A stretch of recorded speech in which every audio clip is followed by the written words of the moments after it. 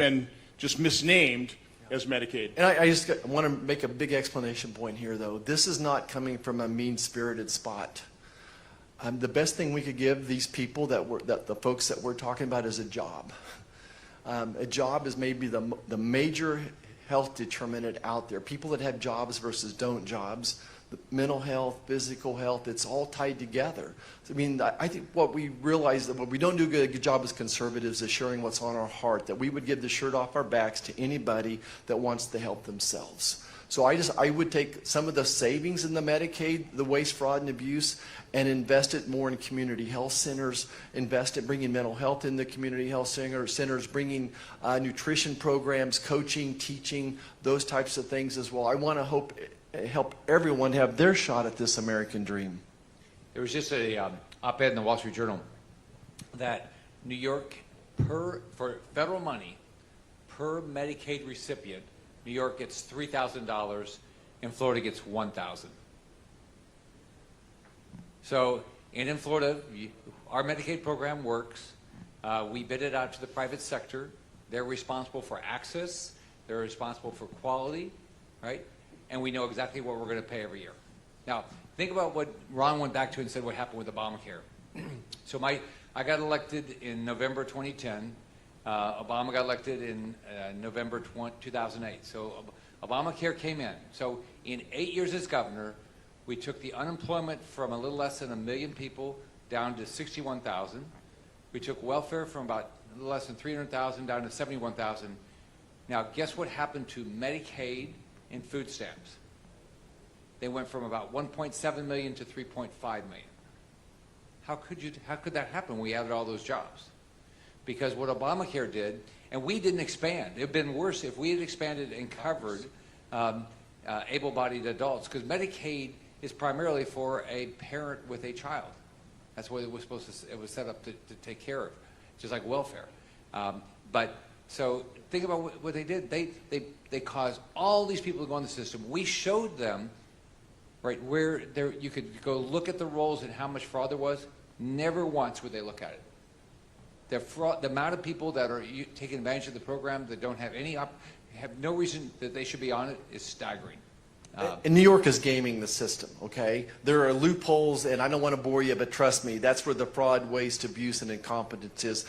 New York is absolutely gaming the system. There are red states as well, though. I mean, the whole sales tax on healthcare and stuff. I mean, it's exactly what I'm talking about. But again, it's across the board. It's red states and blue states. It has to be stopped. Yeah. So Ron's right, because what they did was the way Medicaid was set up is the state had to pay its portion. All right, and it's supposed to be done based on the income levels. It's not exactly done that way, but so what happened is the states were saying, well, if I tax providers, I'll get the money that way, and the hospitals would say, that's fine with me because I'll get more money out of Medicaid. So there was a whole bunch of things like that. Instead, it was supposed to be just general revenue that was going to come in. So all the taxpayers of a state would pay for it, but that's not the way it works. And so it's a game. It's a game to get more federal money, and that's why New York gets $3,000 per Medicaid recipient, and Florida gets $1,000. And if we get $1,000, Puerto Rico, because I put a lot of time into Puerto Rico, they get less than we do, and so they have to run a Medicaid program with less money than even Florida gets. So, but I'm optimistic that we're going to get something done. I don't think it's easy. People are they're thinking of the way that Ron is saying that you can't cut, and that's all great. Then you're not worried about any program you care about, because Medicare is going bankrupt, Social Security is going bankrupt. Inflation can't go away, interest rates can't come down. So my belief is it's all going to. We're going to have to do this. It's good. Are we going to do it this year? Or are we going to do it next year? And if we don't do it, with regard to elections, if we don't get inflation under control, Roger's up this time. But I just went through a cycle. What do people care about? They care about the border, and they care about inflation. The Capitol is packed, as you know, if you're around there, it's packed for people. They all come to my office. All of our offices ask for money. So somebody came in the other day, and I said, you know what? I just went through a campaign. I don't know, did 500,000 events. I said, not one person in my state brought that issue up. I said, they didn't bring up the border. Are you doing anything on the border? They did bring up inflation. are you doing anything on inflation? I said, do you wonder why President Trump is talking about the border, inflation, spending, waste, all this stuff? Because that's what the public asked about. They didn't ask about a program. They didn't ask about, a program. And basically what Elon Musk has shown us is just the staggering waste, which we knew. But all of us can go ask stuff from the federal government. It's just a black hole trying to get information. Hopefully now, with Trump's nominees, we're going to get transparency and we're going to get accountability. So I will say, and I suggested this right after President Trump got elected, is he probably ought to have nominated a Secretary of Information Extraction. Bobby Kennedy is absolutely dedicated to radical transparency. I issued a friendly subpoena January 28th. We're not getting much, and it's not because of Bobby Kennedy. It's because of the bureaucrats that are going to drag their feet. Pam Bondi had the exact same problem in terms of getting information, so this is going to be a tough slog. The deep state does not give up its secrets very easily, and I think my final point is in terms of doing any of this with the budget, we absolutely need presidential leadership. I am so glad in our dinner down in Mar-a-Lago, he said he wanted to balance the budget. In his, quasi-State of the Union address, he's committed to balancing the budget. He does need to come to terms, though, that it's not going to just be on tariff revenue. He has to demand a pre-pandemic level spending. And one of the things I'll keep prodding him about is I don't think anybody that voted for President Trump expected he would continue to spend at Biden levels. I'm hoping that'll, he'll have a little competitive nature that'll kick in and he'll embrace, strongly embrace a pre-pandemic level. Because again, it's entirely possible. If this were business, this would be so simple. You'd have responsible managers going, yeah, I kind of screwed up, overspent there, boss. We'll get it back in line. This should not be hard. It really shouldn't be. all right, I think we're going to take some questions. Craig? For the long-term health of the American financial system, though, at some point, Social Security and probably Medicare has to be rejiggered so it's actuarially sound. I mean, it doesn't work. I know that's like everyone hates to talk about that, but at some point it's probably going to have to happen. What are your thoughts on that? So there's 4 or 5, maybe 10 different dials that you can use, and everything. There is fraud, abuse, and incompetence going on out there already. A strong economy floats all ships, so we have a stronger economy, more people paying into it. 20 million people in the country that are here illegally that I'm not sure that they're paying in for it. I think we do have to sit there and honestly say, what did we cut the FICA off now at $177,000? That's going to probably have to go up as well. To me, it's just a math equation, and there's dials, and it's going to probably take a president in his second term that's willing, towards the end of that presidency, to make some tough decisions. Yeah, right now we have over 50 million people working age. Now, someone might be disabled, but we have 50 million people working age that don't have a job. So if you think about what the revenues would be if they all got back to work. And on top of that, if we could, there's things you can do without cutting any benefits with Medicare and dramatically reduce the cost. And then if you, who knows what we'll see with the real numbers, but if you look at what Trump talked about and what Elon has talked about, there appears to be some fraud. I don't know how massive the fraud is in Social Security. I saw one cute meme that somebody said, my husband threw tea at the Tea Party, my son fought in the Civil War, and Elon Musk now wants to cut me out of my Social Security. So unfair. So let me kind of disagree with the premise, though, because I've shown you if you return to a Bill Clinton budget, pre-pandemic, come close to balancing the budget, which means you could then have the wherewithal to plus up benefits if you had to. Plus, you talk to young people. Again, we've got a baby boom bubble that we've got to get through, and then these things do ease, the pressure eases on that. But you talk to young people and ask them, what do you think you're going to get out of Social Security? They go, nothing. Well, it's wrong. No, they'll get 75 to 80%. So again, that's a group of people that'll be the beneficiaries that expect to get nothing. They might be open to reform from that standpoint. So what I see inside the conference is people say, well, they just throw up their hands because we're not going to touch Social Security, but the only way you solve this problem is Social Security. And I'm showing, no, we have plenty of room of out-of-control spending on all these other items to balance the budget. Let's do that first. Yes. So budget and a balanced budget, you should, debits, you should equal our credits. But what can we do to implement accountability in the United States government? So all these departments, they should have a budget. They do. They go over the budget. So what can Congress or what we can do to assist and help so that there is accountability in the unelected officials for each department that does not balance their budget? I would just say, really, the benefit of DOGE and the Elon Musk is they're showing the outrageous level of waste, fraud, and abuse, and we'll highlight that. He's also got his bullhorn. I think that's going to do a lot in terms of creating the public pressure to start balancing the budget. So these agencies don't know when they go over the budget. When the U.S. Treasury is issuing the checks, they're not requiring them to say which line item of the budget does it go to. That's just the start of the problems going on here. Yeah, they said like $4.7 trillion of checks that went out from Treasury had no purpose. I mean, you would never do that in your business life. Yes, right here. Oh, I have it right here in front. oh sorry, I see. Everybody's talking about the solution, but the solution is anyone that's run a business or worked in a company is called the system for managing. It's never happened in the U.S. Rick, I know that any company has that. That's what I did for 30 years. I've always asked for this since 2007, that we get somebody that's able to put a system for managing in traditional goals, set the expectations, go roll down, get business reporting into the government. I know it's a major task. I've been told it's impossible. I love doing impossible things, but it can happen. It can happen.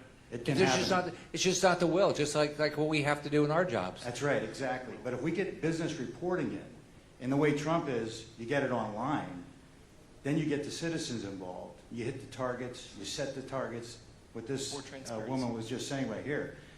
That's the answer. That is the only answer. There's no way to do this and lock it in. What DOGE is doing, if we don't set those targets, Ron, lock them in, just like the prior group on stage, those targets are going to be moving targets and never solved. And then the budget will never get reduced.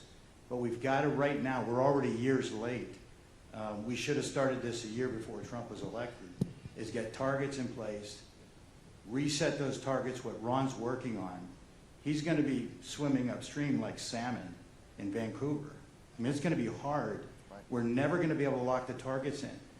Your chart is perfect. I saw it, I don't know when it first came out, about a year ago or something, but when you put that chart out, you've got to reset those targets. You've got to negotiate, set the business reports, and start getting that locked in. Otherwise, we're done again. Thanks. All right, I want to thank everybody for being. Give a big round of applause for our panelists.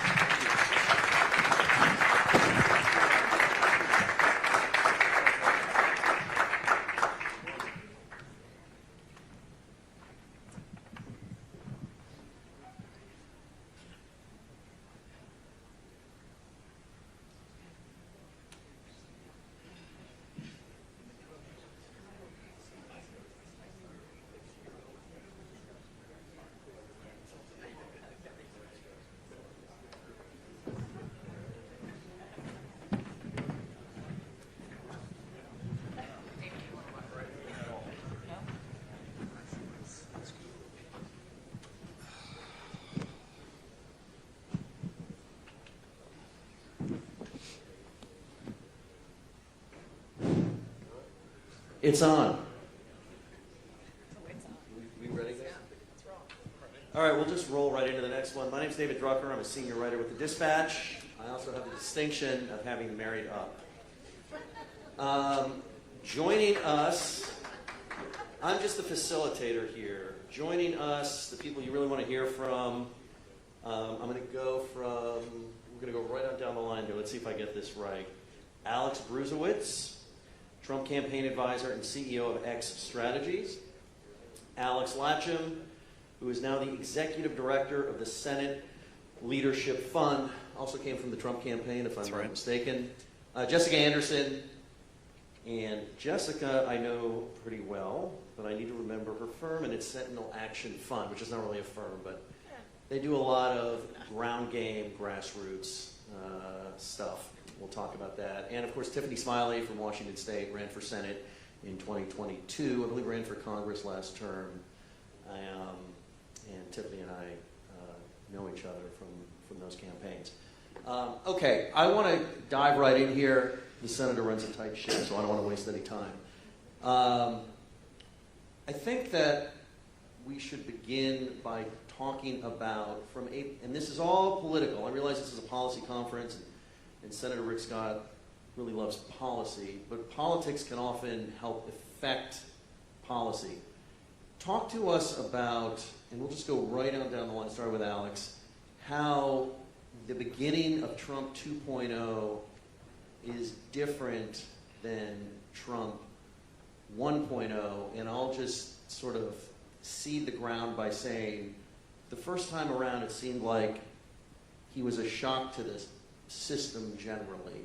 This time around, he's enjoying a honeymoon. He really is being given a chance by voters, even those that didn't vote for him may not necessarily like him that much, to see if he can deliver on what he campaigned on. I just think the atmosphere is so much different. Alex, how do you see it? Yeah, I think your assessment is very accurate. I think the major difference this go around is that he has experience. Before President Trump won in 2016, he talks about this all the time. He only stayed in Washington, D.C. 17 times, never stayed the night. And then all of a sudden he wins the presidency and he goes into the Oval Office and there he is. And so he didn't necessarily know who he could rely on. And he relied on some of the Republican establishment at the time for hiring decisions. And some of those turned out to be real beauties, as you know. But now President Trump has 8 years of experience in politics. He's learned the ropes. He's learned who he can rely on. If you look at his team from top to bottom, it's staffed with people who understand the America First agenda, who has been in the fight with him for years. And actually, there's also some newcomers. If you look at like David Sachs and Elon Musk, we have a lot of new friends who are very brilliant people. But I think that's the major thing. I think the staffing's big. And then two, 8 years ago, there was a lot more trust in the mainstream media. And so when the media, folks in your profession. You sure about that? But 8 years ago, there was a lot more than there is today. And so when the media would try to spin up a narrative about the president, there would be some portion of the electorate that believed them. And fast forward today, through 8 years of vicious lies about President Trump, there's not much trust left in the media, and they're getting their information from alternative media outlets and independent journalists. And the media doesn't have the same grip, and so they can't influence the narrative the way that they did 8 years ago. Alex Latcham? Yeah, I think that, you mentioned most folks here are focused on the policy side of things, but we know that good policy is good politics. And we certainly saw that after this last election, where the president swept all 7 battleground states. And to your point about the first administration, right? When he came in, he was a shock to the system. His victory, in many ways, was an anomaly, and was the beginning of a transformation of the Republican Party, in my opinion, and many of those here, for the better. And that allowed Republicans to embrace different policy items that were perhaps not necessarily conventional up until that point. And to Alex's point, since then, the party has shifted even further to an America First image, where we've got members of Congress who have embraced, even quite frankly, on the left, on the Democratic side, have embraced some of the president's policies, particularly as it relates to being tough on China and on some of our trade platform. And so, this is, again, a continuation. The president enjoys tremendous support, as we know, in D.C. And again, it was largely because of that massive electoral shift this last cycle. Jessica? Well, thanks for having us, and it's great to be here this morning with everyone. I totally agree with my colleagues on the stage here. I would just say when I was on the first Trump administration, so I was in the beachhead team for OMB, the Office of Management and Budget. And when we showed up at basically 12:01 after inauguration in 2017 in January, we were turning the lights on, really not only physically but metaphorically. Remember, at that time, Republicans hadn't been in power in over a decade in the White House. There was a lot that was unknown about the career workforce in particular. For us at OMB, we were really wrestling with how do we get a regulatory agenda and a dereg agenda out quickly? Are we going to be able to get a president's budget together in time for the end of February deadline? And we had no idea really about the process that was living kind of underneath all of the interagency workings. And you fast forward to where the president is now. When the team went in at 12:01 after inauguration, they know where all the bodies are buried.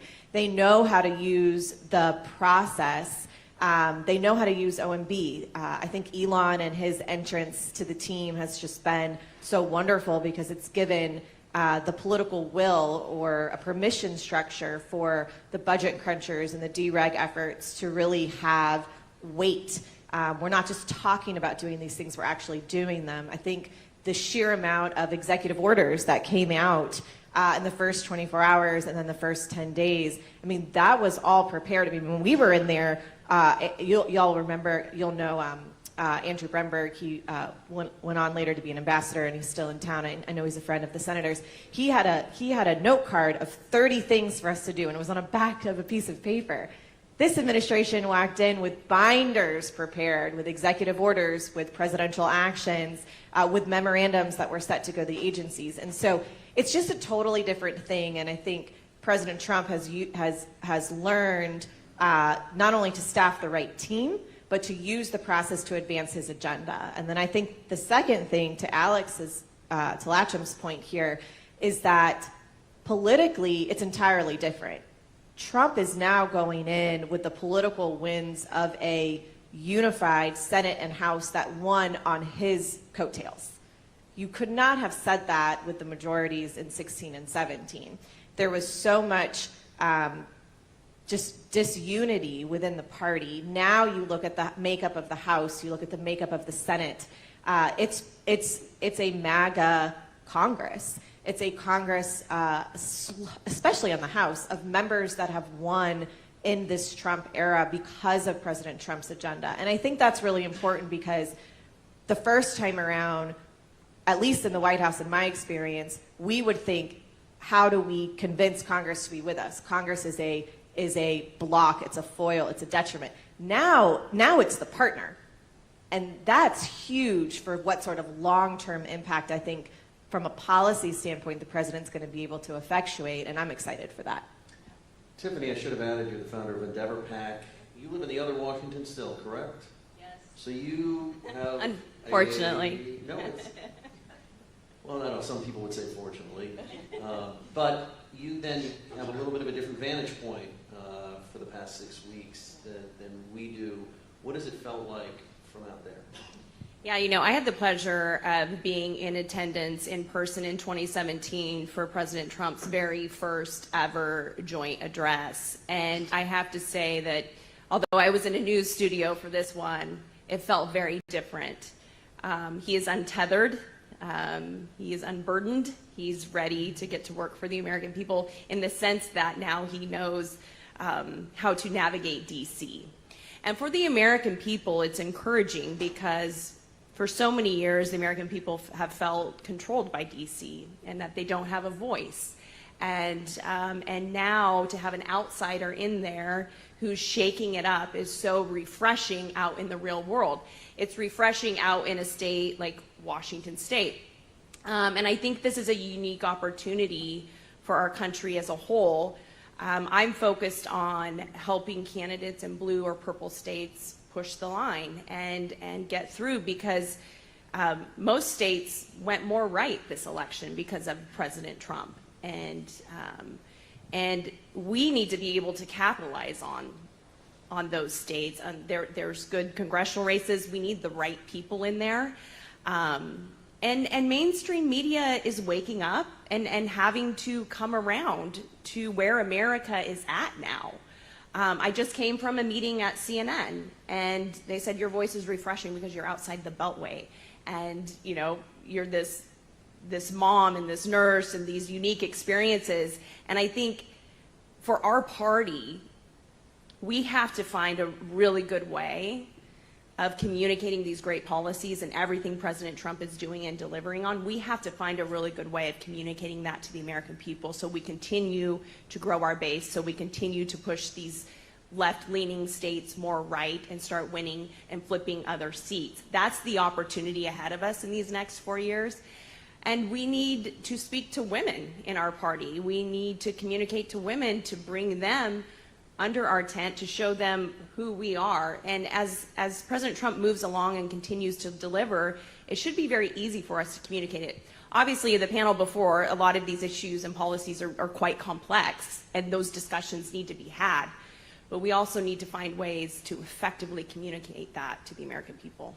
So I want to put two things into the mix here. You know, the title of the panel is Allies in the Fight, and I think that it's not just when you think of the Republican Party, the conservative movement over the past 10 or 20 years, one of the features has always been that allies in the fight didn't really function as allies. They functioned as sort of independent groups with their own agendas.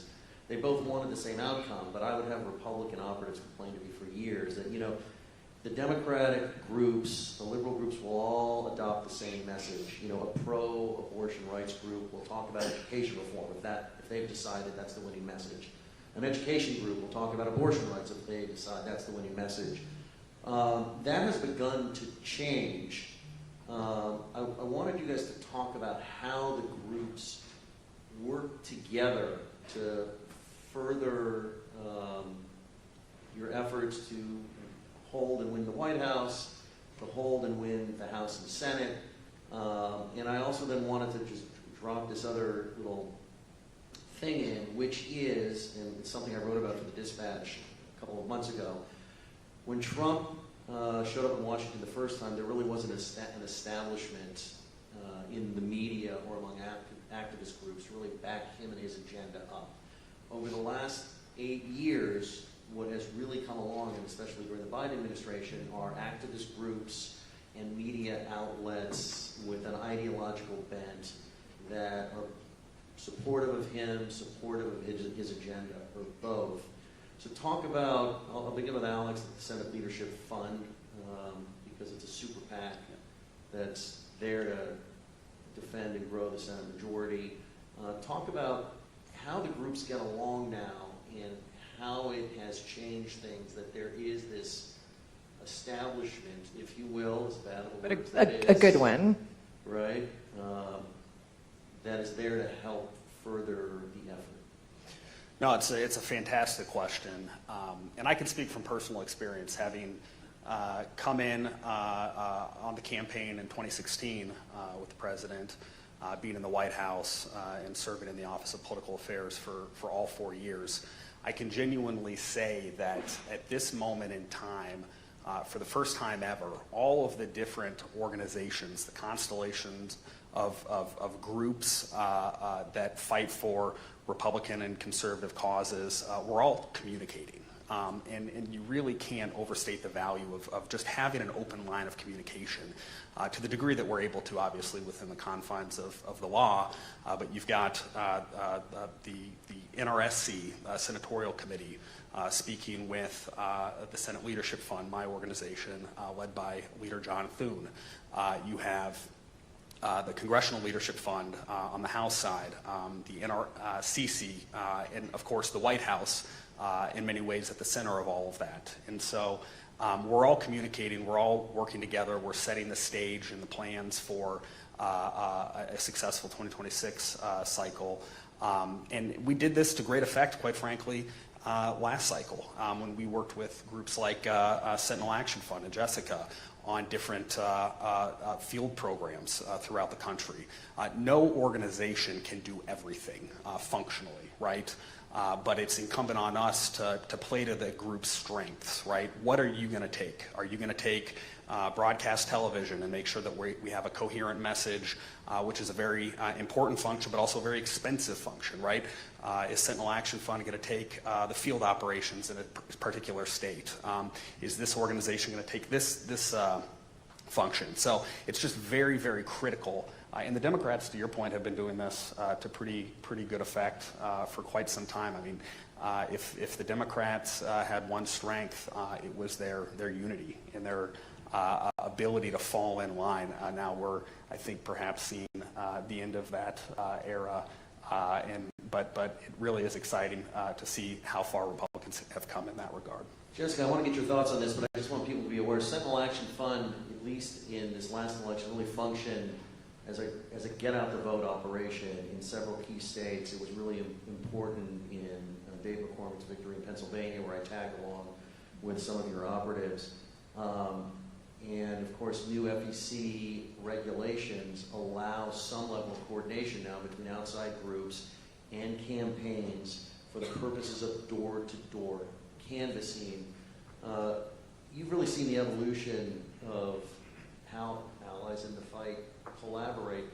Talk about this from your vantage point. Well, I would just say that it's actually happening.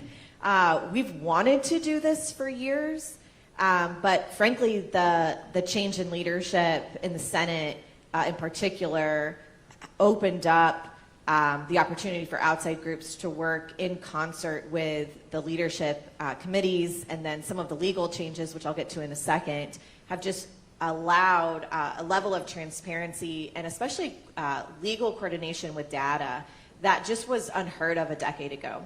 So I think, one, we can't understate the benefit of this new wave of leadership in the Senate under Leader Thune, in the House with Speaker Johnson, in the White House with President Trump. This might be obvious to you all, but I'm just going to say it. The next generation is here. I mean, the ages of those that are running these organizations now is younger than it's ever been. I looked at the cabinet at the president's joint address this week, and there's this fantastic picture, you guys will know it, that Secretary Rollins posted of all of the cabinet behind the scenes when they're getting ready to walk out. Sean Duffy is standing like this in the middle of the picture, and I looked at the picture, and it's really struck me the last 2 days, and I keep going back to it, because the picture just looks like everybody actually likes each other and is getting along, and there's a warmness because we've been in the trenches together the last 4 years. But even more than that, conservatives have kind of been in Siberia when it comes to the Washington establishment, and now we have a seat at the table. And that's allowed, I think, a cohesion between the groups that just didn't exist before. Now, David mentioned the FEC ruling that came out. It actually, not to get too wonky on us, but it came out mid-cycle in the summer, and this advisory opinion just totally changed the dynamics of how a super PAC, which is what SLF and Sentinel Action Fund are, and you guys too, I think, right? I'm a candidate PAC. Candidate PAC, okay, so different for them. So a super PAC, normally you can't directly talk to the candidate or the campaign once endorsements have happened and money's spent. Firewalls go up and you can't have any legal communication. What the FEC advisory opinion did is it allows for legal coordination and sharing of data for the DOORS program. So any voter contact that has to do with knocking on someone's door, talking to them about what issues they care about, getting their commitment to vote. In our case, we were asking for commitments to vote via absentee or to vote early in the Senate battleground states of Pennsylvania, Ohio, and Montana. We could then send those verbatims, those replies, back to the campaign. So you actually had this feedback loop that allowed the campaign to say, okay, the best dollar is going to go first, the hard dollar, to the candidate on television to tell his story. The second best dollar is going to go to the outside group that's going to talk directly to the grassroots, to the voters that need to turn out. Oh, and by the way, the campaign now can benefit from that outside dollar work. And for soft dollars like us, there's no cap. It's unlimited giving. It's disclosed, which of course is sometimes a hindrance for people, but it's all public. And so that coordination just totally opened up transparency between the outside efforts and the candidates and campaigns themselves. I can't for the life of me figure out why the FEC actually did this, because it's one of those rare moments that it just makes life better. I have to think actually that Democrats were breaking the law and doing this all along, and then the FEC just basically blessed it and covered their sins, but now we can take advantage of it. You can blame Texas. There we go. Challenge came from there. Alex Bruzewicz, I do want to hit on this idea that there's this sort of MAGA ecosystem now that can really help Republicans in their agenda. Feel free to disagree with me, but there's this whole sort of collection now of legal groups and policy groups and people that are on X and a bunch of other social media platforms that I'm too old to know what they are. The president, for all of his political skill and success, just didn't have that in the first term to go up against Democrats who obviously are not going to stop believing what they believe and trying to defeat Republicans. Has this been as important of a development as some Republicans believe it has been, at least the ones that I've talked to? I think so. And I think the establishment has actually to thank for the rise of the MAGA ecosystem. Fox News in particular, following the 2020 election, Fox News, and maybe there's Fox News folks in here, and if so, we like you again because you guys like us again. But after the 2020 election, Fox really wanted to kill off MAGA. And so they stopped platforming Trump allies, they stopped platforming the president, they stopped covering us favorably. They wanted to promote a governor who wasn't as good as Rick Scott, by the way, in Florida, to be the president. And so when that didn't go as planned, but MAGA voices weren't being heard on a lot of the establishment outlets, so they went out and created their own. And so when Fox kind of made that pivot away from MAGA, which was the heart and soul of the Republican Party, even in 2020, there was tremendous opportunity for groups like Newsmax to rise, for Real America's Voice and Steve Bannon, whose platform is huge, and the voices who kind of built up, downstream of those shows. So the establishment trying to blacklist us and kind of, kill us off actually made us stronger than ever. And now that system is being used to help the president greatly right now. Tiffany, I wanted to ask you, just to make it a little interesting, we all know the sort of the breadth of the president's victory in 2024, sort of the demographic shift and all of that. But just, again, to make it interesting, when you're looking at a midterm election where presidents often experience a backlash, I mean, even Ronald Reagan in 1982, Republicans lost 26 House seats because the economy in voters' eyes had not yet delivered. So despite his 1980 and 1984 victories, which begat a sort of unusual 1988 victory for his vice president, the kind of thing that's only happened one other time in the last 100+ years with FDR. He still experienced midterm pain. He experienced midterm pain in 1986. Republicans lost control of the Senate. So presidents that achieve a lot, that are otherwise popular, can still experience a backlash. Because you don't live in Washington, and in fact, because you live in a blue state, and I've traveled it with you, almost got caught in a snowstorm.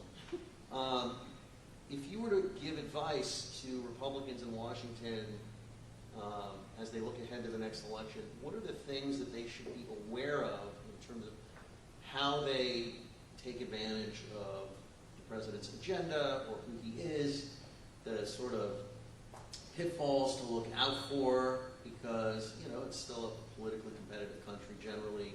How do you look at that? Yeah, well, I think we are in uncharted territory in politics today, and thanks to President Trump. I mean, unprecedented what he has done, coming back, fighting back, winning when everyone said he wouldn't win. The assassination attempt. We're in new territory. And I will say, even for myself, never in a million years did I think I would ever be involved in politics. This is not where I thought my life would lead. But like you were saying, Jessica, look who's leading from the front. Look who's standing up and getting behind Donald Trump. It's this younger generation in America. We have experienced 9/11 pivotal points in our lives, and we went through this pandemic. We've experienced a lot, and now we have a president who is unconventional, who is an outsider, and who has an opportunity now, I believe, to do something historic in 2026. And that's why I'm committed to helping in these blue states with the right candidates and getting behind them. I raised $25 million in my Senate race in a blue state, unheard of. As a political outsider, I had no list. I had no emails when I started, nothing. Everyone's like, who's this farm girl who thinks she's gonna do this? But it's because I love this country. Because I realize, like, if we don't stand up, if we're not sitting here, then who is? And so I think I'm excited because we're at this moment in time where I believe President Trump will do something historic in 2026.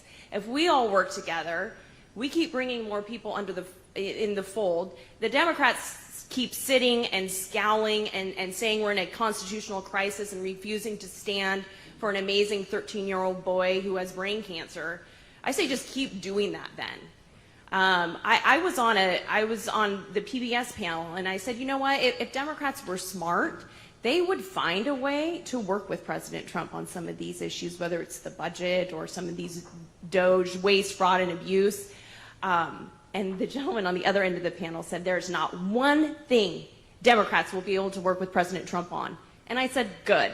Then 2026 is looking really great for Republicans. I'm going to let Jessica sneak in one comment here, and then we're going to go to the audience for Q&A. Just real quick, I can't underscore how important this tone of optimism is for us, especially for this room as we go back to our states. There's nothing that suggests President Trump is the traditional model. So when everyone says, well, expect, a big referendum against his campaign and that the midterms are going to be a bloodbath against Republicans, President Trump has literally busted up every tradition on the right, period. And 2026, I think, will be no exception. And I would even go a step further.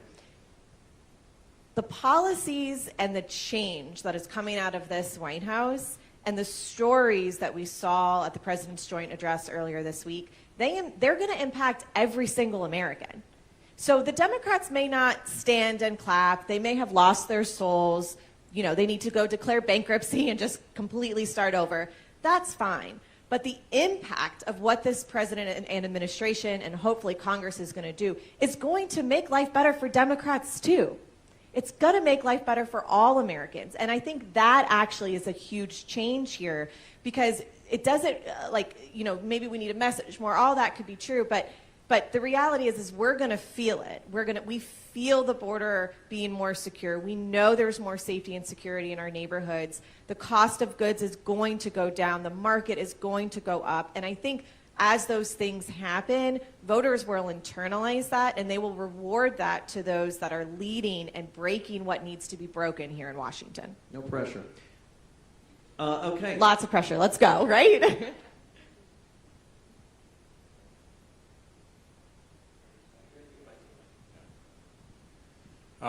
First of all, really impressive group of people that's making me feel really old. This was a great panel. I was thinking about this before I came here, but you guys have really made me think about this. Do you think President Trump and the Republican Party, maybe, you never want to lose an election, but maybe they needed to sit out 4 years to get ready to do what's about to happen in this 4 years? And maybe some things that have happened in the makeup of Congress over the last 4 years and other things needed to happen to sort of set the table for what's about to happen. What do you guys think of that? Alex Bruzewitz, what do you think? Yeah, I think obviously what happened in 2020 was, I don't think it was a fair election. And obviously living through 4 years of Biden was terrible for so many millions of Americans. And so that part, I feel bad about. But during that time period, President Trump really got to see who stood with him, who really believed in his vision for making our country great again. And it was the pause period. The president talks about the pause period he views as a positive thing for the country as well, because he had 4 years to prepare the executive orders. He had 4 years to prepare the team, 4 years to weed out all of the bad apples. And now he's hitting the ground running. I think this is going to be the greatest 4-year period in modern American history. And so I think that is, the pot of the gold here. So we'll see what happens. Right, it's right here. The panel was excellent. Thank you for your time up there. I have a question that can be answered by anyone on the panel. Seeing the statistical evidence that has been put prior to you coming in the room, you saw the flux of the urban environment, the black voter, the Latino voter, and even at the inauguration that we were at, when it was January 20th, he announced that he really remembered, President Trump really remembered how the black and Latino vote was a turnaround vote for him for this election. Grassroots-wise, Dan, and all of the the components of X and the super PACs, do you individually have something for the next 3.5 years that's going to have impact in those specific environments that can bring more voters into the Republican base? Is this a policy question? It's whatever you like to make it. Anybody want to take a stab at this? We're going to put Maggie the Stallion on stage and have her twerk. What about Cardi B? No, not the, all right, we're going to scrap that idea. We're not going to do that. But I think actually it was really interesting. There was an emphasis on urban policy in President Trump's first term. And Jared Kushner and the president worked very closely on that together. Criminal justice reform, opportunity zones, and a lot of that, a lot of the great policies that they were working on in 2020 didn't necessarily come to fruition that election cycle. But hearing how people talked, in 2024, in the 2024 election, a lot of the policies that they did in 2020 turned out to be great for him in 24. So I think that was really unique, and I know that this team in the White House is going to be working very hard on advancing what they worked on prior. Yeah, we have a tremendous opportunity, right? But also a responsibility to deliver for these voters who rewarded President Trump for going to these communities, doing numerous events, speaking directly to these constituents, many of whom had, again, been abandoned by the Democratic Party or taken for granted. And so, we all know the statistics. We saw the electoral gains. But it does mean that we as a party do have a responsibility to continue to communicate with these folks, but also to continue to deliver from a policy side. Gentleman right here. Actually, Alex, picking up on what you just said, and frankly integrating your optimism with the stark economic reality that we face and that Biden left us with, from Yellen's grossly irresponsible, if not treasonous, refinancing the deficit with all short-term paper, to what's come out from Doge. We're currently looking at a situation where fundamentally our economy has got a lot of issues and problems that have to be immediately addressed. Obviously, the deficits are unsustainable. The bill that just passed the House for a budget is a joke and is billions of dollars, trillions of dollars, too much spending. It's Obama spending. And as Rick Scott has pointed out, as well as others throughout today and yesterday, interest rates are not coming down. This economy is not going to get better, it's going to get worse, unless the House and the Senate really, and the President, frankly, in earnest, all actually do cut the deficit and eliminate the absolute criminal and treasonous funding of these NGOs. Now, I'm thrilled with all of your optimism, but I'm a lot concerned about the reality. And one fact that everyone in this room knows is midterm elections are turnout elections. And if we haven't actually achieved something between now and the next 6 months, I'm concerned about that. I'd like you to all address that. I'm going to hand this to Jessica, but I'm going to tee it up this way because I think it's an interesting comment. Whenever you win big, there's a lot of expectations that things are going to be fixed, at least from whatever your version, whatever the candidate campaigned on, saying he was going to fix things or she was going to fix things. So Jessica, when you look at the fact that the midterm elections sort of get started by the end of this year, if not a little sooner, what are the challenges of being able to communicate to voters that there are deliverables, that things are changing? Because people expect things to get better, and they often get frustrated when they feel like even if you're active, you didn't really fix the big problems. And some of these problems can't be fixed in less than 2 years. Yeah, so the two issues that were the biggest driver for voters this past November was securing the border and then cost of living and the economy.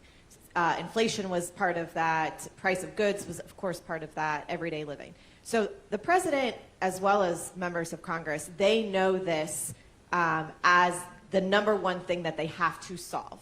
So I think there's a couple ways to tackle this question, which is a good one. One, Congress has to be transparent about the process and the steps here. This is why Elon and the efforts at DOGE, why he went to the Senate lunch yesterday at the request of Senator Rick Scott. They are showing their work as they do it. It's ugly. You know, the examples when you turn on evening news, even Fox, at night, of the USAID money that's going to transgender clinics in Guatemala, you know, the list is ugly. So I think even though it's painful to know that taxpayer dollars have gone to things other than the things and services that serve the American people, we need to see that work's going on. We need to see the scalpel that now the DOGE political appointee that's been assigned to every single agency to root out waste, fraud, and abuse. We need to see those results. And American voters, we need to see them in real time. So I think the period that we're in right now is actually the period where everything is in a blender. You've got the transparency from DOGE. You have Congress that is painstakingly working through this budget and reconciliation process. They have a really important deadline here in a week or so in the middle of March. I can't believe it's already the middle of March, but middle of March, where border funding is going to get really tight. And, you know, that's the two issues that turn voters out, border security and the economy. So Congress is going to have to come together, and they're going to have to put a package, whether it's one or two bills or maybe three, as Senator Ron Johnson was suggesting, in front of the president that tackles all these issues. That then becomes the task of showing how these policies that were done in Washington impact the voters that voted really the first time this last election. And I think actually that's one of the most important takeaways from last November is this whole crop of Republican low propensity voters that voted for the very first time. 88% of them made their decision on who to vote for before October 1st. Jessica Anderson, Alex Latcham, Alex Bruzowitz, and Tiffany Smiley. I just jumped in there and cut everybody off, but I'm getting the wrap signal. I hope everybody enjoyed this. Thank you very much for coming.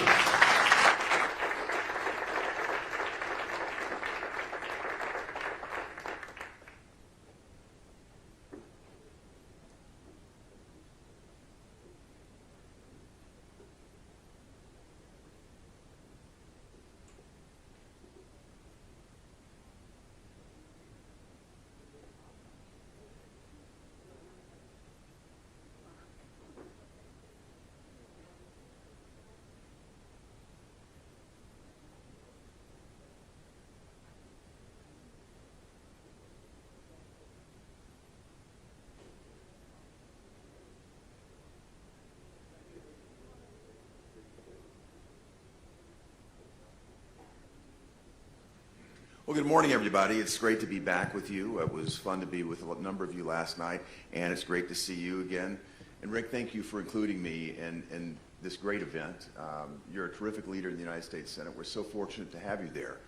And you all have heard me say it before. I love the fact that we've got a person with such solid business credentials as Rick Scott, because he has a way of seeing things and getting right to the point.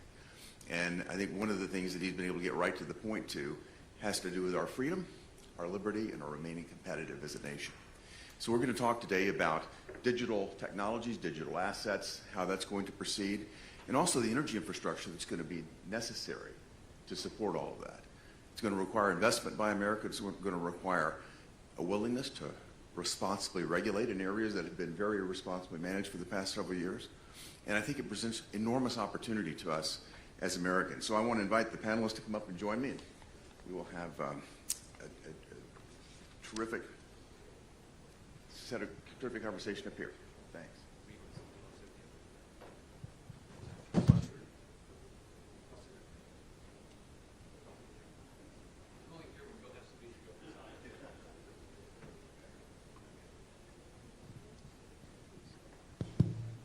We live?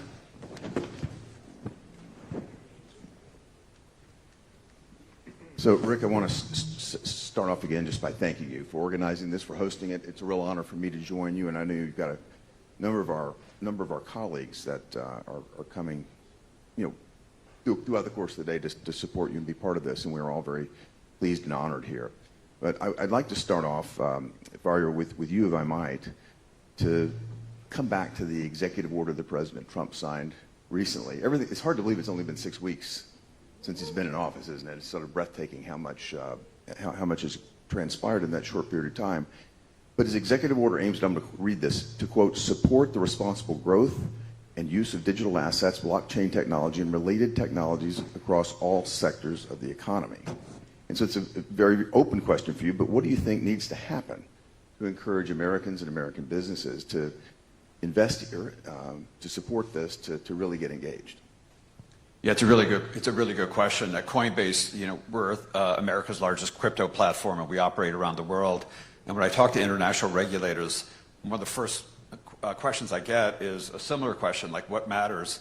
And I always say what matters is the tone from the top. When the leader of government, the head of state, makes it absolutely clear that digital asset technology, crypto, blockchain technology is welcome, that there's a political commitment to update the analog rails of the financial system with the blockchain-based financial infrastructure that's available to us, it means the world to us. And so the president did exactly that on January 23rd. 3 days in office, he comes out with a very clear vision, very ambitious in terms of making the U.S. the leader in digital asset technology, establishing some clear guardrails, expressing his concerns about CBDCs, affirming the right of individuals to be able to hold and move crypto and digital assets, on their own without relying on an intermediary, and essentially sending the message to the government that he wants to have clear answers within 30 days what regulations are impacting the sector, and then within 180 days what changes are needed.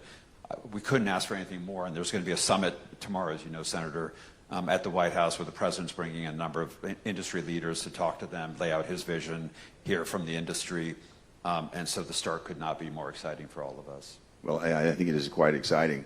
The problems that you're going to be wrestling with, that we're going to be supportive of your addressing here in America, bring up another question about how we get there. And one of those is energy production and our energy infrastructure. And Shannon, I'd appreciate hearing from you about your thoughts on whether we're equipped to handle the increased demands. If you think about it from advanced manufacturing, electric vehicle adoption, and certainly from the data centers that are being installed all across the nation to embrace some of this opportunity that we've been talking about. What's the current state of play in terms of our readiness? And then if you could follow that on with saying how technology companies could actually support the development of the type of technology infrastructure we need for the future. Well, thank you, Senator, for being on this panel, and Senator Scott also for hosting today. It's great to be here. The questions around energy as we look ahead over the next several years and even into the next decade are really going to be essential for the American economy.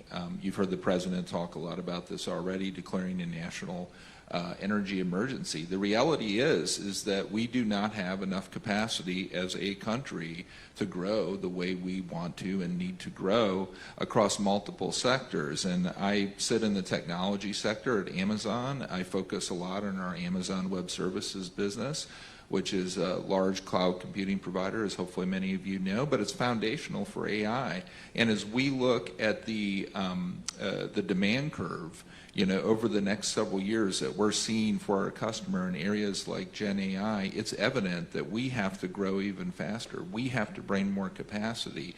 And then as we work with utility partners across the country to do that, we are aware that there's just, not enough energy capacity that's on the grid today to support that growth. So we all have to work very, very hard on this over the next several years, and the administration is off to a great start by prioritizing it. The president talked about keeping the U.S. in a leadership position in Gen AI before he became president, right after the election, that this was going to be a big priority for him, and in order to do that, we need the energy to support it. And for 6 weeks, I'll tell you, they're off and running. There's a constant dialogue with companies like ours to make sure that they're doing everything that they can do to support what we're trying to do to grow in this country and to build out that capacity. There's been a lot of discussions with utilities too.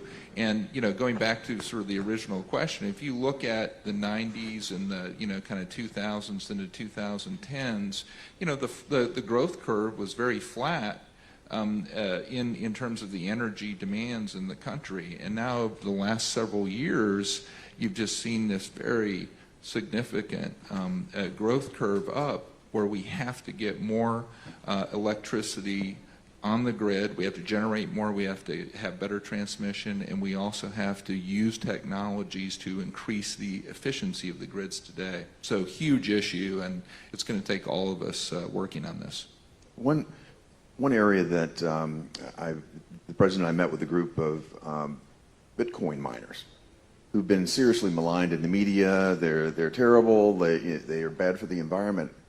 And my view is very simple about this. Their demand is completely elastic, meaning they can shut down their mining operations at any point they want. We're inviting them to my home state of Tennessee because we're using them to cost justify the build out of our infrastructure, to build out the grid that we need to be supportive of it. We're welcoming them with open arms because they will help us get to the point that we have the capacity to deal with the AI, to deal with all of the demands that you're talking about, because we can see that increase.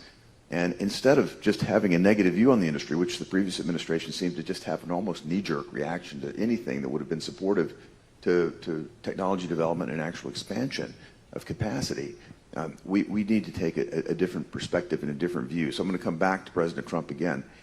He's put out an executive order that says he wants to see 10 regulations removed for every one regulation that's issued. I'm not going to ask our panelists to say all 10, but if you could just pick, to each of you, the same question, if you could pick one regulation that you would like to see go away in terms of the beneficial impact that would have, please, Shannon, I'll start with you. Sure. Well, one action he's already taken, which is to rescind a fairly regulatory approach to AI by the last administration, replace that with his own executive order around AI, which is not overly regulatory and really focuses on the things that government need to do to work with companies like ours to get the innovation continuing to go and the investment continuing to go here in the U.S. And by the way, to keep us in the leadership position globally when you look at the global competition with other players like China, because it's really important that U.S. companies are out there providing these services to allied countries and other markets. If we're not doing it, there will be other companies from other nations like China that will step in and provide these services. And so that AI executive order that the administration issued is very important. And then this is less about a particular executive order about specific regulation, but I think it hits the topic pretty hard, or pretty much focused, in that we need to make sure that we're supporting and working with the administration as they're trying to remove regulations and bureaucracy and long permitting processes to do everything that I just talked about. And that's a really refreshing thing that we're seeing already. We've had multiple conversations with members of the cabinet, and the first question to us and our leadership is, what can we do to help you move faster, to make sure that we're building the capacity here in the U.S. and that we're maintaining this leadership position internationally. And that includes making sure that the permitting processes are streamlined and taking timelines down from 3-4 years to less than a year. And there's already a lot of efforts to do that in multiple areas. And so I want to call that out too, because that's going to be really important. Thank you, Shannon. Mario, can you give us your thoughts? Yeah, I mean, a number of the measures that needed to be repealed have already been acted on, even in the 6 weeks since the president's been in office. So the SEC pulled a whole raft of cases that they'd brought against companies like ours and others, and instead is starting a process of providing kind of dialogue with the industry to figure out how to navigate some of the complexities of the securities laws. And then Congress acted under the leadership of Senator Cruz to repeal a very punitive tax provision that was largely unworkable and didn't make any sense from a privacy perspective or a tech perspective.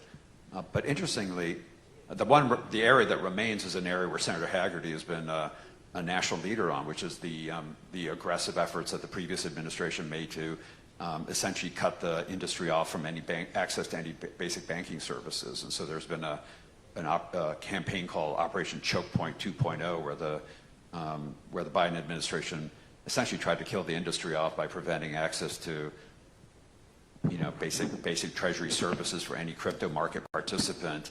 And so there are a number of measures that are still left that need to be taken care of at the OCC, at the Fed, at the and the FDIC, to their credit, has acted.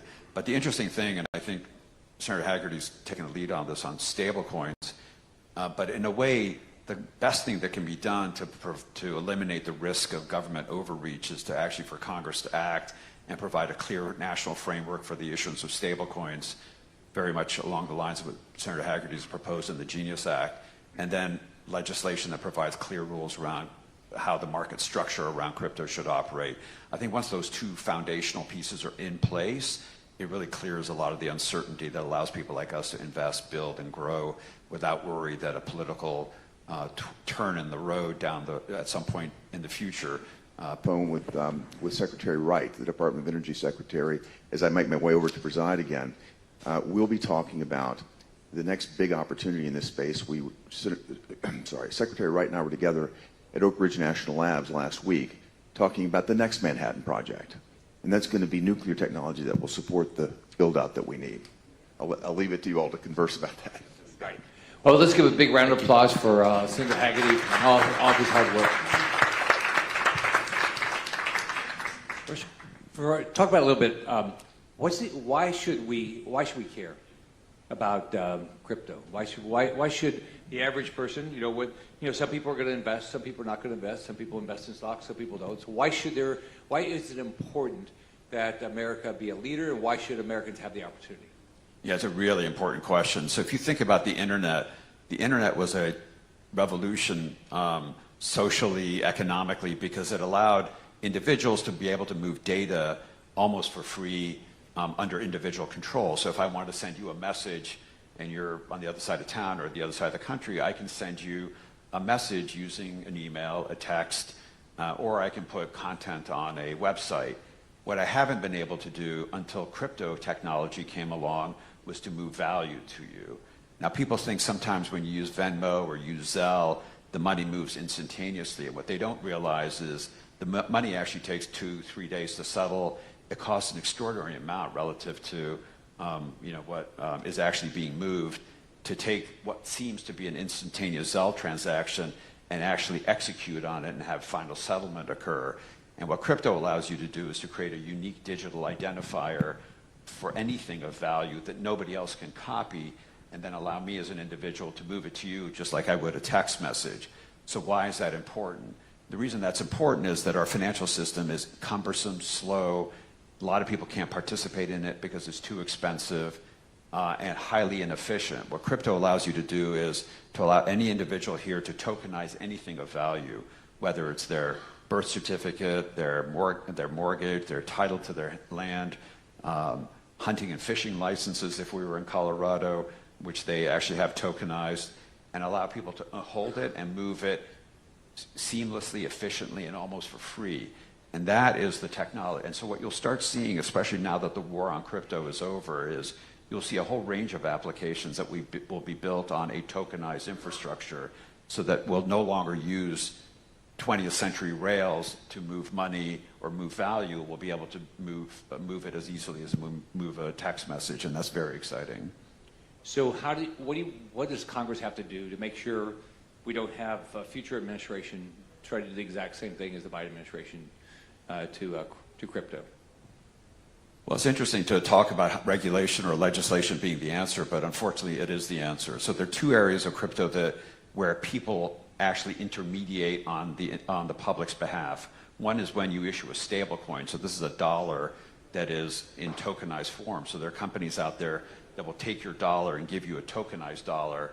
Right now, believe it or not, there's something like on the order of $3 trillion of annual turnover in tokenized dollars around the world. The largest stable coins... Where there's a dollar behind the token. Exactly, where there's a dollar behind. Now, most of this has been in the trading context, but you have companies like Stripe, Visa, and others using tokenized dollars as a settlement mechanism for payments infrastructure. And so the first thing we need is Congress to act to create a federal framework around how you issue these dollar tokens in a way that's clear and regulated. The second thing you need to do is to regulate at a national level entities like us who intermediate the crypto market. So if you want to buy a token, you can either do it on your own in a self-hosted wallet, or you can come to a company like Coinbase and do it through our platform where we hold your money, we hold your tokens. At the moment, we're covered under a whole array of state regulations. There needs to be one national framework around that. Once those two pieces are settled, it becomes harder for a future Gary Gensler, for example, to come in and try to use any ambiguity in the law to start a harassment campaign against the industry, and I think that's critical. Shannon, I was with, probably now, maybe 2 years ago, I was with Ron Wanek, who runs Ashley Furniture, and they use, like you guys do, they use a lot of electricity, right? There's a lot of power. And his study is that in 4 or 5 years, we're going to have a 20% shortage. So have you done studies like that? And if that's true, what's going to happen to pricing, or how does the industry react to it? Yeah, so there are a number of studies and surveys that are out there that do predict significant shortages, including the number of 20%. There's one number I saw that if we stay on the track that we are today, over the next 15 years, that just looking at nuclear, you're going to need up to 200 gigawatts of nuclear that needs to be added to the grid. So think about that. And today, you look at the grid in the U.S., about 20% of the overall electric grid is nuclear. So it's going to require, a lot of different sources, but we believe that nuclear is going to be a critical part of it. And the reality is if we don't start collectively making some investments and decisions now in the next decade, when we look at those shortages that range from the 20% figure that the senator just mentioned to, hey, we might need actually up to 200 gigawatts of additional just nuclear power over that 15-year period. If we don't start acting now, we're not going to get there. Now, we do need, all of us, the capacity over the next several years, and we've been going to different states that we traditionally haven't operated in because the way we built our infrastructure over the last couple of decades, our data center infrastructure, is that we tend to go in big into certain states and build data infrastructure in sort of a broader kind of metropolitan or geographic area. We call them AWS regions. And these are heavy footprints in places places like Virginia, Ohio, and Oregon. But now what we've been doing with the demand curve in Gen AI over the last few years is that we're starting to put clusters of these data centers in places like Mississippi, Indiana, new ones in Georgia. Just we're looking at multiple states all over the country, and power is a big decision factor as we look at putting these heavy footprints of essentially machine learning zones in these new states. And these are big investments, $10 billion in Mississippi, $11 billion in Georgia, and another $11 billion in Indiana. And that's just over the last year. Since President Trump was reelected in November, we announced a expansion driven largely by AI and machine learning in Ohio of another $10 billion, and then the Georgia expansion of $11 billion, just since November. And so we have to be able to tap into existing power sources, but we have to also be working not only at the state level, but federally with this government to make sure that we can bring on more nuclear over the next decade. And that's why we've been really focused on making some forward-leaning investments in small modular reactors. Hopefully people saw that we announced 2 projects, one out west and one out east last fall, with a focus on developing small modular reactors over the next decade into existing nuclear sites. And we're doing that with our utility partners in those regions. And we've also made a very large, unprecedented equity investment in X-Energy, one of the small modular reactor companies, who I wish the Senator was still here, sources their fuel actually in Oak Ridge in Tennessee. And so we're making these forward-leaning investments too. And then we're in a lot of conversations with this administration about what can continue to be done to inject even more investment and get, permitting processes to be faster in that space. Congress acted last year to put the ADVANCE Act in place, a bipartisan act that is making a difference, but we're going to need to do other things to bring more nuclear online as well. So what states are doing the best from the standpoint of where you're going to go because of what the state's doing? Well, I'm probably not going to name specific states, but there are a number that are. I was the governor. I don't care. I'll be glad to compete. Well, Florida's doing some cool things, but look. I mean, states.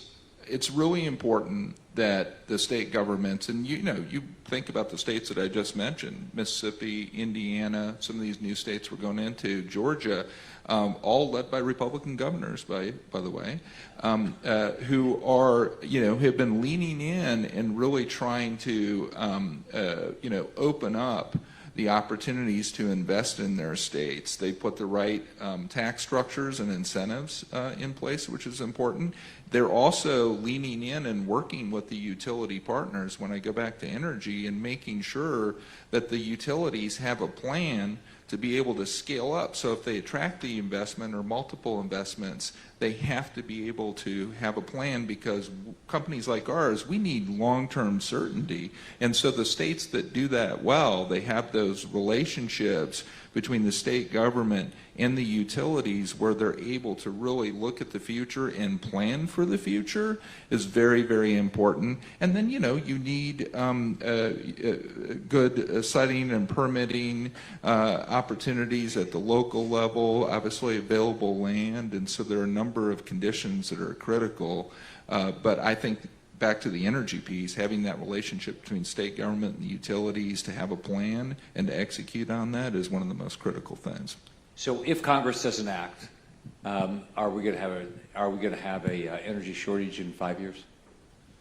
I think we are going to run into some walls over the next 5-6 years if Congress doesn't play a role, and if we, by the way, we in industry need to do our part. So we have to make sure that we're,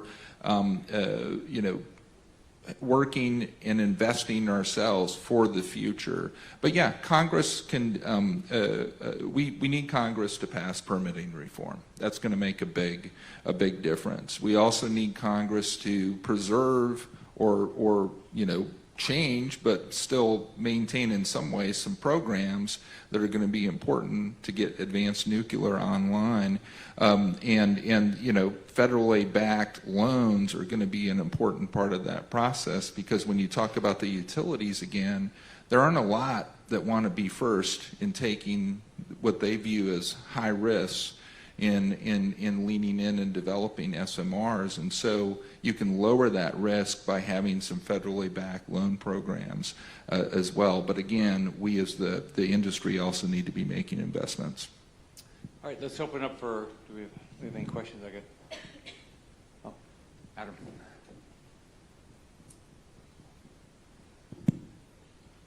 Shane, I've got a question following up on Senator Scott's question about the role of the federal government versus state governments. I live in Atlanta, so I'm watching the Georgia legislature potentially not allow utility companies to pass along construction costs for increasing electric consumption.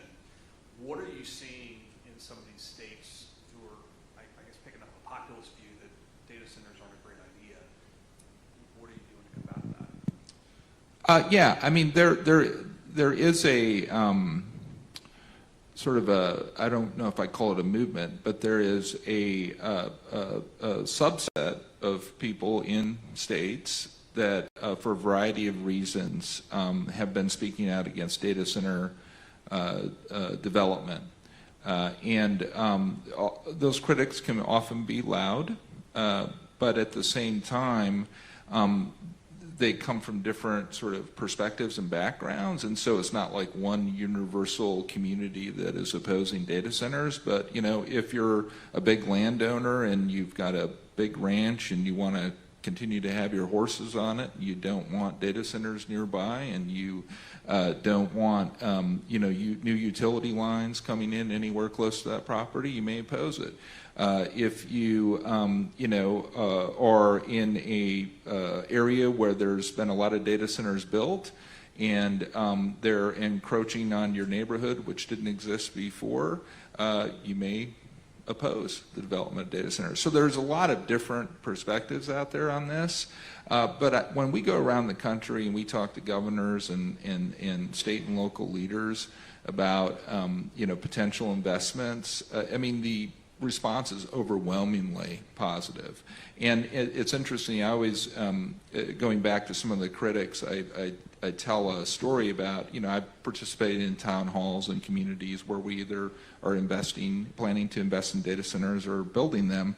And I remember one this last year where one of the opposition leaders came in with her Google glasses and filming the entire town hall, and I was like, you know how that happens, right? I mean, you can't use your Google glasses and do the filming if you don't have data centers. So, but our industry. Did you figure it out? I think so. Could you shut it off? I did not, but you can't do that if you don't, have the data centers. But I think we as a community, there's a big kind of coalition. It's called the Data Center Coalition across the country now, data center owner and operators, and then a lot of different partners in various, quite frankly, from the center right and center left, all over the place that are pro-data center, that are working in this coalition and in other efforts to educate people on the benefits of data centers, including, by the way, national security benefits, which people across the country really, really resonates with them when you get into some of the national security aspects of making sure that we have more and more data centers here and how that positions the U.S. Both economically as well as in the national security context with countries like China. Right up here.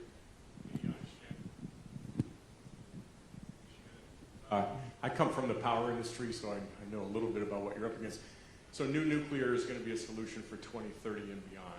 And the gas turbine OEMs are all sold out for 5 years. I'm sure you guys are taking advantage of some of what's already been sold. But So for the next 5 years, if you can't build more gas than the gas turbines that have already been sold, and you can't, and it's not in the right time frame for nuclear, what's your solution? Yeah, you're really trying to pin me down, aren't you?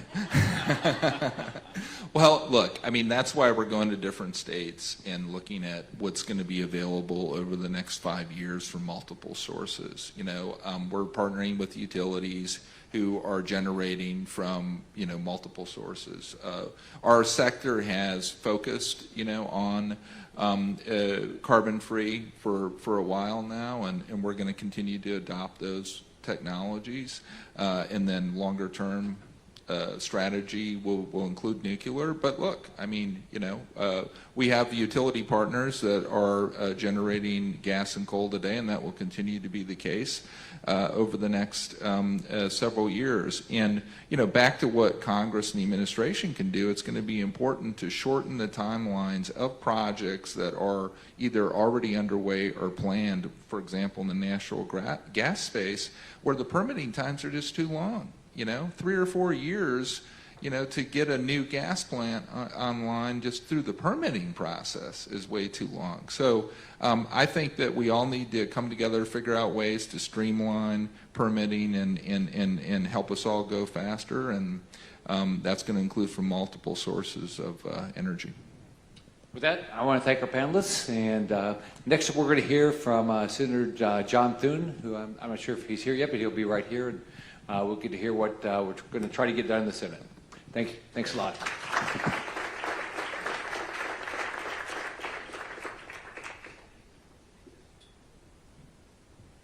Hey everyone, the Majority Leader will be here in just a few minutes, so stay close, and he'll be here. And then after that, we will break for lunch and then have our final panel. Thanks.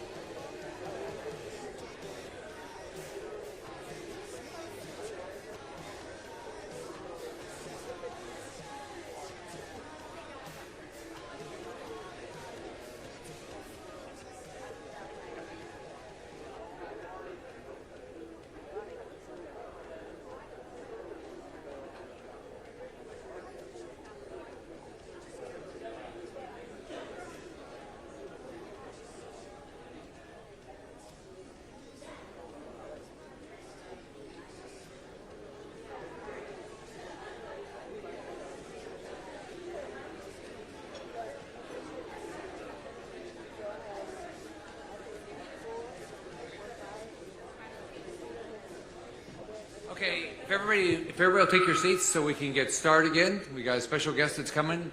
He's just outside the room talking to somebody. So if everybody will take your seat.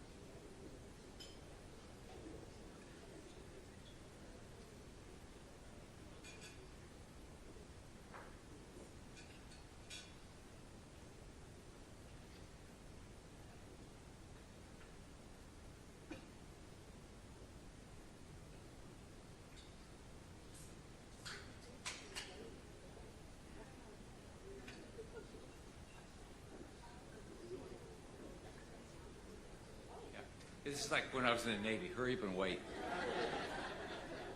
They would get us in line. I remember when I went to boot camp, they started screaming at us, next to the bulkhead, and nobody knew what a bulkhead was. And they were just screaming at us. And of course, back then, every sentence had to have a few cuss words. So it was worse than that. There were they just screamed and screamed and screamed. My whole boot camp experience was getting screamed at. So it was a great experience, and they paid me so much money. I started out getting paid $144 a month, and Ann agreed to marry me. So you question her judgment. Nixon increased the compensation for the lowest. I was at the lowest. I was E1. So he doubled our compensation to $288. So she went through with the marriage. She didn't get it. All worked out. So she actually was making more. She got a job as a secretary, legal secretary, and she was making a whopping $75 a week. So, all right. So we have now. I'd like to introduce somebody that I think is doing a fabulous job as the leader of the Senate. Senator Thune comes from South Dakota. He has a really good team of people. It's not the easiest job in the world. It's a new administration, so we have an unbelievable number of nominations to get done, and so he's got to corral 51 votes. He's got to deal with the Democrats. Then on top, right away, he's got to figure out how to get reconciliation done, and the debt ceiling, and we've got government gets shut down March 14th. So he's doing a fabulous job of trying to bring everybody together to try to get 51 votes. As he says, to get all these things done, we've got to get 51 votes in the Senate. A lot of things we have to get 60 and 218 in the House. And so, but he's doing everything he can to get it done, and I'm very optimistic that this will all happen. So, Senator John, our leader, John Thune.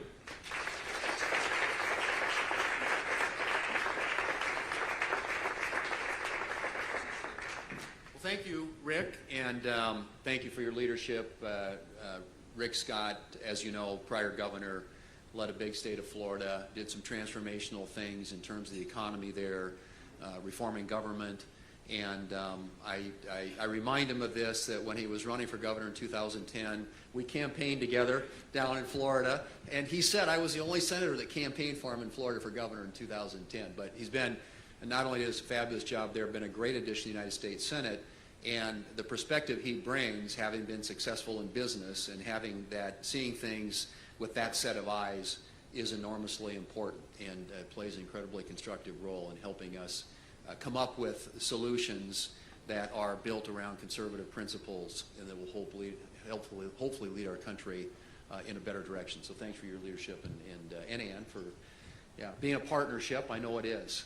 But it's great to see all of you here. Congratulations on this, and I hope that it's been a successful time. I know you've had some great panels or some great discussions. I saw you had one on energy, one on reconciliation, looked like one on digital assets, so I hope it's been a good time for you. Rick's right. When you come in at the beginning of a new administration, you end up dealing with a lot of personnel issues. And I remind people that the Senate spends 2/3 of its time, if you can imagine that, on personnel. There are 1,100 executive branch positions that come through the Senate for confirmation, and then you add all the judges on top of that. And there are people who don't get into their positions in an administration sometimes until the 3rd year of a 4-year term, which is really unfortunate. And so the Senate's kind of the human resources factory that does all that. And cabinet level, or cabinet positions, there are about 20 of those, they're all 30 hours. So when the president nominates someone, they have a confirmation hearing in front of the relevant committee. The committee reports them out, hopefully favorably to the floor, and then we take them up on the floor. But if the Democrats use the procedural tools that are available to them, and they have, they can slow it down and stall it. And so in this case, on a cabinet level, the nomination comes to the floor. If the Democrats block consideration of it, we have to file cloture. Well, you have to have a vote on cloture, to invoke cloture. And there's a day between the time you file and the time you can actually vote on it. And then if you invoke cloture, then it's another 30 hours the Democrats can use to slow things down. But we've kind of just kept pounding through and gotten the president's team in place, at least at that higher level. Now we're starting to work on deputy administrators or deputy secretaries and sub-cabinet officials. But 1,100 is a lot. And I don't think when the founders came up with advice and consent, they were thinking about 1,100 positions in the executive branch. But it consumes a lot of our time.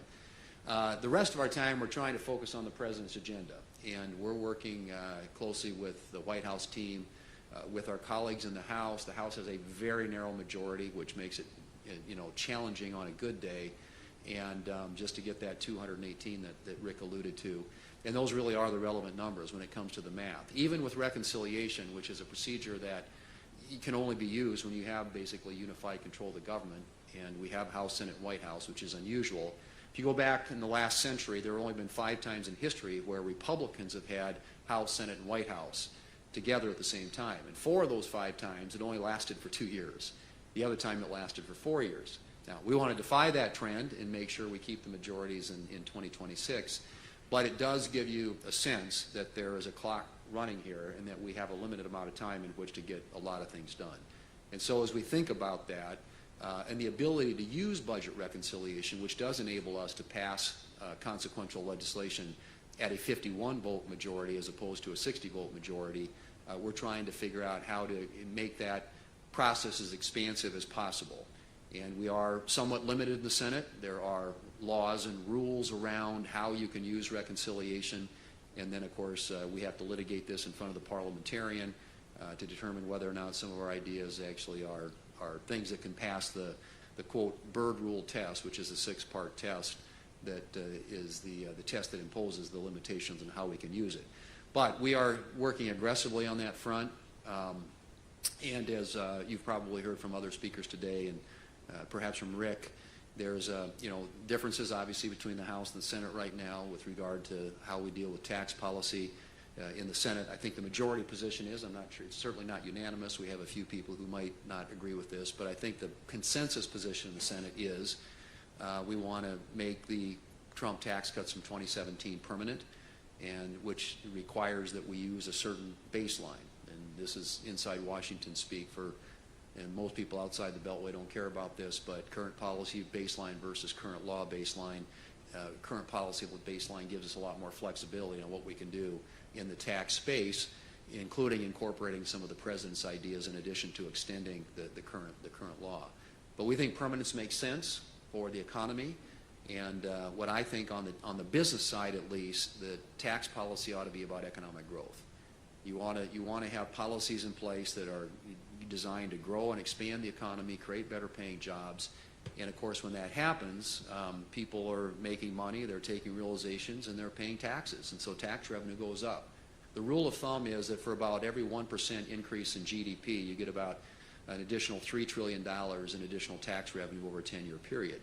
So we want to have pro-growth policies on the tax side, on the regulatory side, on energy. And then we've got to start doing something to constrain the rate of growth, restrain the rate of growth on the spending side. We're $38 trillion in debt. There is no way we can sustain this path.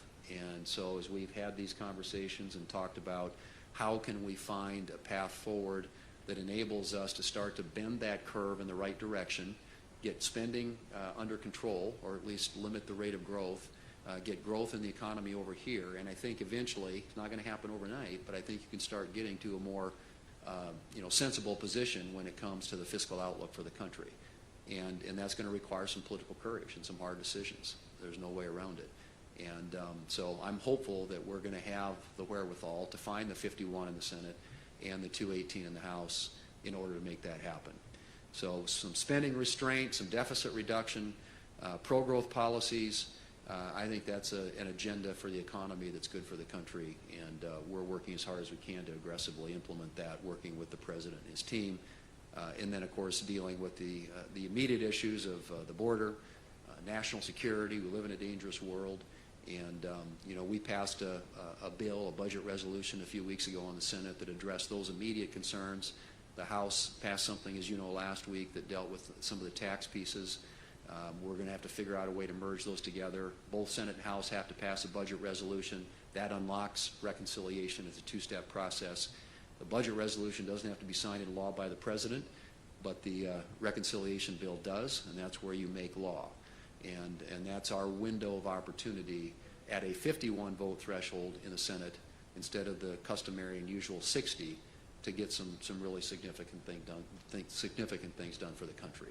So as we move forward, it's going to take a team. We're trying to keep all the people rowing in the same direction, but I feel really good about the atmospherics right now.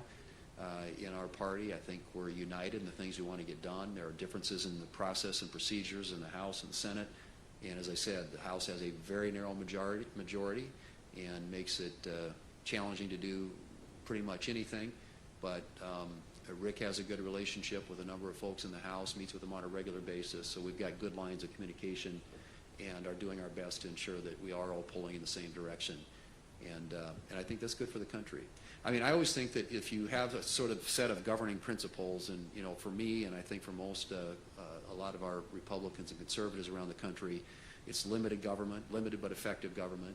It's personal freedom, coupled with individual responsibility. It's economic freedom, free markets, free enterprise, and it's peace through strength. I think those are kind of the governing principles, if you will, and hopefully the policies that we are advocating and supporting and trying to make into law reflect those principles. So we appreciate your support and welcome, obviously, your suggestions and input. We're always looking for good ideas, and none of this is going to be easy, but we didn't expect it to be, and that's why we're here. We want to do things that make a difference, a positive difference for our country, and we know that's not going to be easy, but it's important, and we got to keep this country headed in the right direction. And I think last fall's election was a huge moment in which the American people, in a decisive way, gave this president a mandate and the Republicans in Congress a mandate to do really transformative things. And you're starting to see some of the effects of that already with DOGE and some of the changes that are being made with respect to government programs and trying to make them work more efficiently, modernize our federal government in a way that reflects what's happening in the real world, in the private economy, and hopefully yielding the kind of results that we want to see, which is a government that's more effective, more efficient, modernized in a way that's using technology, and hopefully at a lot less cost to the American taxpayer. So thank you for being here. Happy to take a question or two, if anybody has any, or comment or accusation. Yes, sir. This guy I know.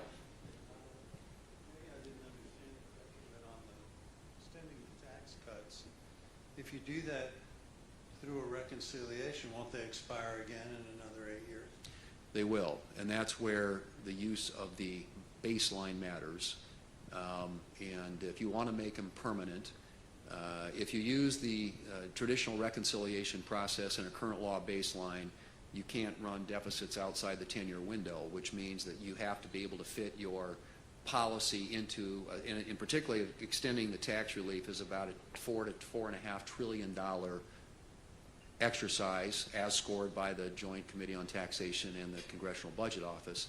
And to accommodate that, you know, to have the headroom to do these things on a permanent basis, you would have to use a current policy baseline. And the current law baseline had been more traditionally used. We would argue that if you're extending existing tax policy, you shouldn't have to offset all that. Basically what you're saying is we're just extending the policy as it exists today, and obviously if the law kicks in at the end of the 10-year period, and by the way, when we did this in 2017, and I was on the Finance Committee at the time, and the kind of principal objectives, at least on the business side of the tax code, was, you know, it was lower rates and faster cost recovery. It was to create growth in the economy, and it did.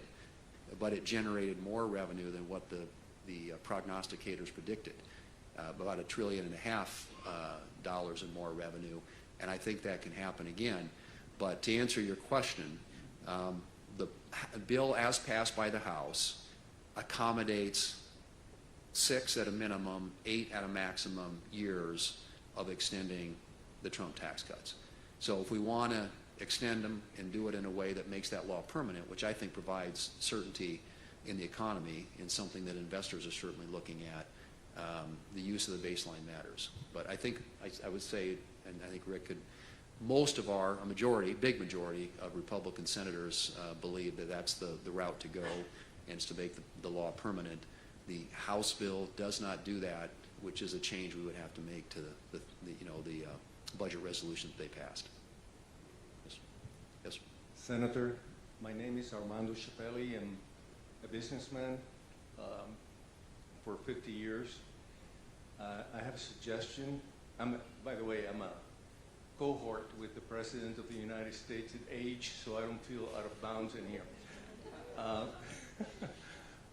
Congratulations on your election to lead us into the future.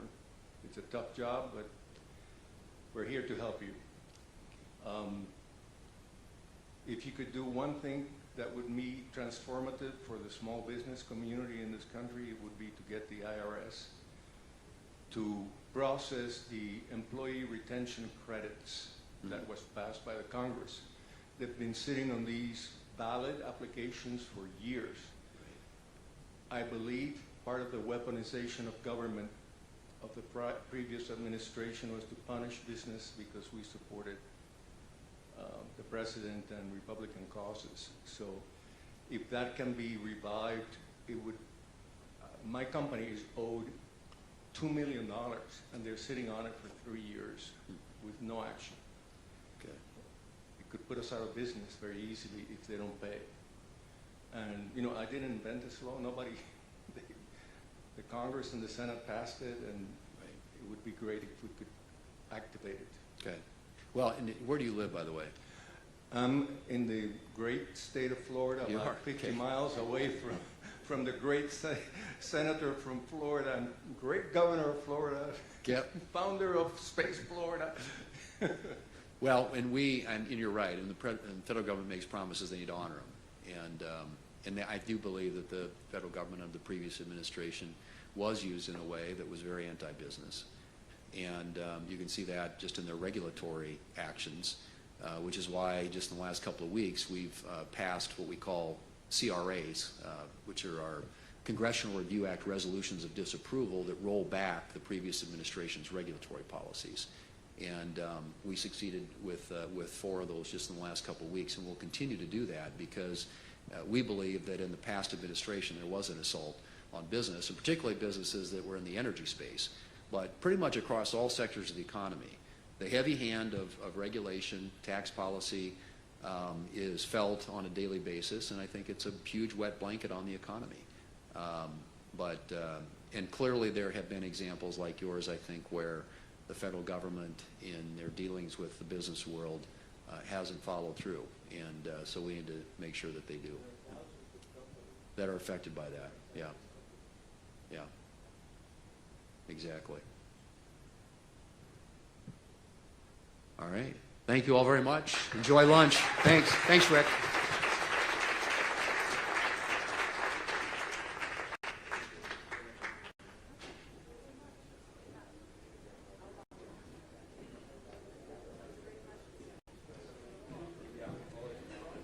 everyone, if you want to grab lunch, we are going to start with our final panel in 15 minutes. Thank you.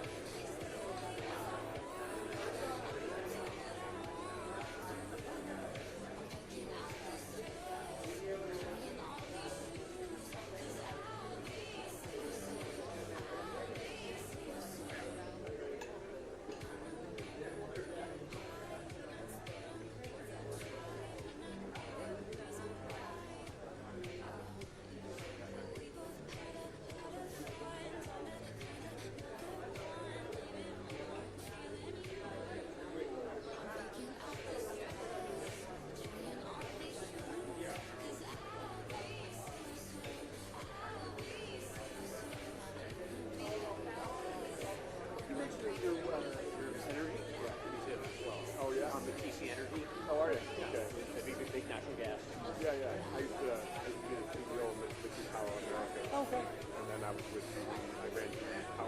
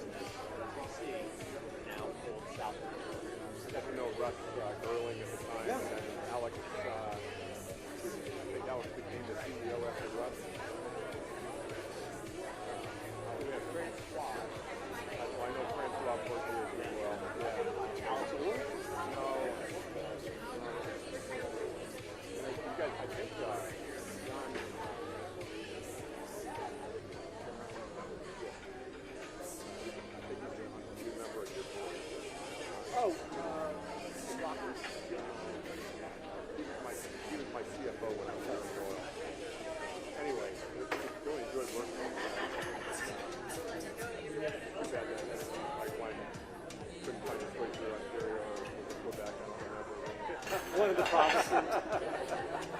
So what do you now? I'm sort of semi-retired. I have a couple businesses that I started, not an investor in the area. Right. So, yeah. I think you would, I'm still incredible. I'm trying to figure out who the American who? Yeah, because you know it's 501c3. Oh. And I'm just wondering whether. Well, I know stop by and hear the energy stuff. You know, like it is directly tied to jobs that I was trying to figure out. Yeah. So, are you government relations? Yeah. So I'm here at the state. Okay. Are you Canadian? Originally from different sides of our city. California for many years. I was in the Marine Corps.